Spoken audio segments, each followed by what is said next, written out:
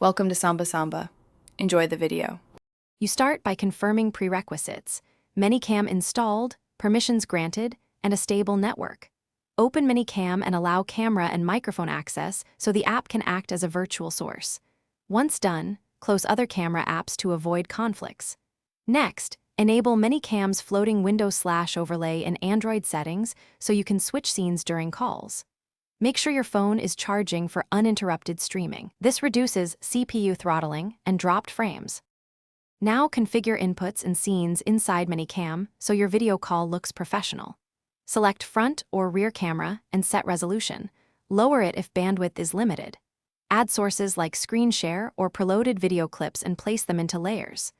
Once you've arranged scenes, enable picture-in-picture for slides plus face cam and apply a virtual background if needed. Make sure to test audio routing by selecting the external mic input if you use one, because correct routing prevents. Finally, join your meeting and select Manycam as the camera source in the meeting app's video settings. You should see the Manycam preview. If not, reopen the meeting app and choose Manycam again.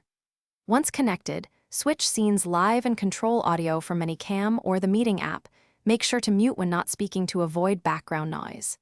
If the feed lags or is black, restart Manycam, regrant permissions, and if necessary, reinstall. That fix resolves most permission or driver conflicts. Thanks for watching. Consider subscribing if we helped you.